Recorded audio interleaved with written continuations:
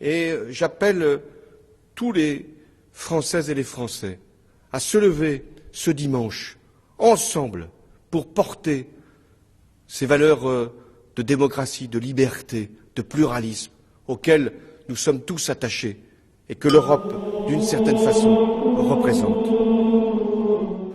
Ça sera une manifestation inouïe qui va rester sans aucun doute dans les annales, qui doit être forte, digne, qui doit montrer la puissance, la dignité du peuple français, qui va crier son amour de la liberté et de la tolérance.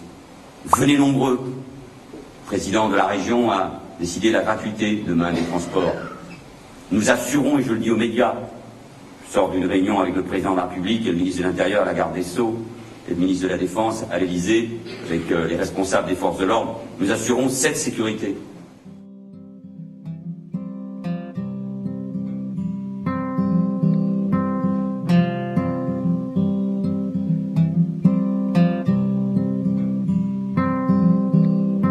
Ceux qui dans le cul nous l'ont mis. Et j'ai dit oui, je suis Charlie.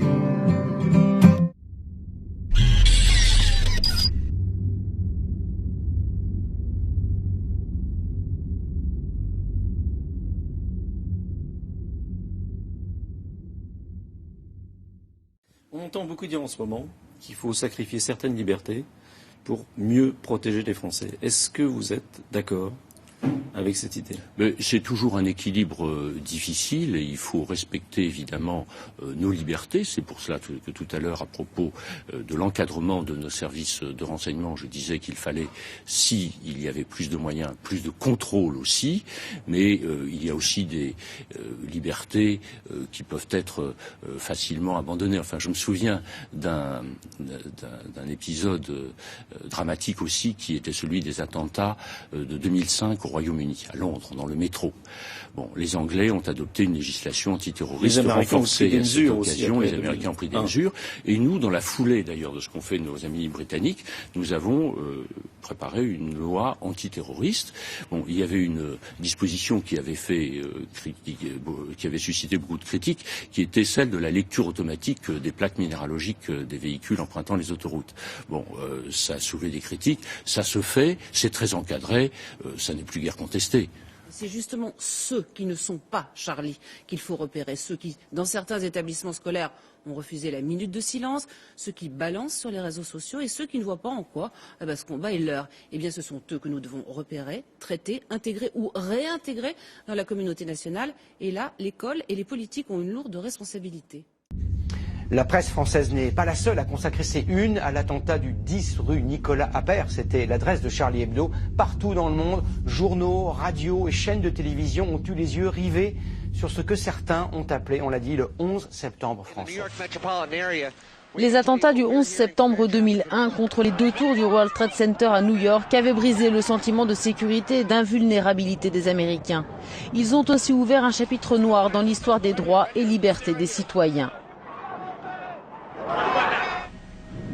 Le jour même des attaques, le président George W. Bush met un point d'honneur à rassurer les Américains. Notre pays est fort, dit-il. Un grand nombre de personnes se sont mobilisées pour défendre notre grande nation. Les attaques terroristes peuvent secouer les bases de nos plus grands bâtiments, mais elles ne peuvent pas toucher les fondements de l'Amérique. Mais le 26 octobre 2001, George Bush signe le Patriot Act, une loi antiterroriste votée préalablement par le Congrès, une réponse aux attentats et une loi d'exception. Une loi qui renforce largement les pouvoirs des différentes agences gouvernementales des États-Unis et permet une coordination renforcée entre le FBI et la CIA. Elle supprime aussi les restrictions légales liées aux écoutes téléphoniques, à la surveillance des emails et des dossiers médicaux, des transactions bancaires et même les perquisitions menées en l'absence des personnes concernées. Les cours fédérales déclareront anticonstitutionnelles plusieurs des dispositions du Patriot Act. C'est à Viet Dinh, qui avait prêté serment en présence du président Bush, qu'a été confiée la charge de mettre au point cet ensemble de lois dites sécuritaires. Elles autorisent l'accès sans restriction aux données individuelles, les perquisitions secrètes au domicile et étendent les écoutes clandestines à tout le territoire américain. This new law that I signed today will allow surveillance of all communications used by terrorists, including emails, the internet and cell phones. Contre le terrorisme également, vous appelez à une grande loi de protection globale. Est-ce que vous imaginez des mesures d'exception ? Et aux États-Unis, vous savez que ces mesures d'exception qui ont été adoptées après le 11 septembre 2001 durent depuis 13 ans. Donc combien de temps doivent durer ces mesures d'exception ? À quelle échelle est-ce qu'on doit les adopter ? Mais une grande loi de protection, aujourd'hui, c'est une grande loi qui gère un problème. Moi, je ne suis pas du tout fascinée par le modèle américain, c'est pas mon modèle de civilisation. Vous avez parlé d'un Patriot Act à la française. Oui, parce que le mot patriotisme ne me fait pas peur. Mais quand j'ai parlé de cette loi, c'était pour moi une loi totalement franco-française, qui respecte les valeurs de la France et qui soit adaptée aux problèmes de la France. Je ne veux absolument pas faire du mimétisme américain. Je ne sais même pas ce qu'il y a dans le Patriot Act américain. C'est pas le sujet. Le sujet, ce que je pense qu'on doit avoir, c'est une loi à la hauteur du choc qui vient de se produire. Et c'est ça ce que je voulais dire.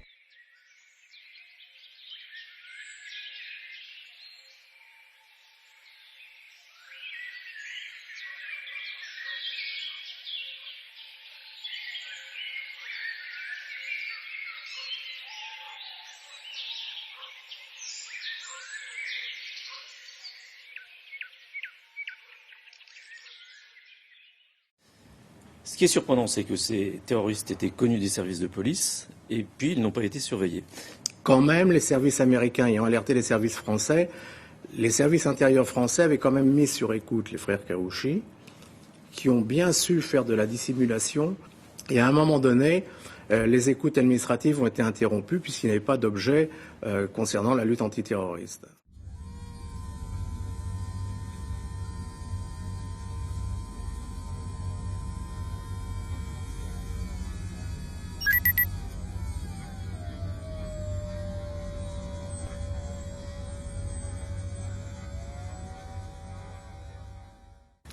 Au niveau français, il faut faire évoluer un certain nombre de choses parce que, par exemple, aujourd'hui, il faut permettre aux magistrats de pouvoir faire des incursions électroniques dans les ordinateurs des gens qui sont suspectés. D'ailleurs, dans le silence absolu, le 24 décembre dernier, comme le gouvernement a autorisé, dans le cadre de la loi de progression militaire, la surveillance téléphonique et informatique des internautes suspectés de terrorisme. On ne va pas jouer les oiseaux de mauvais augure, mais est-ce qu'il faut craindre de nouvelles menaces ?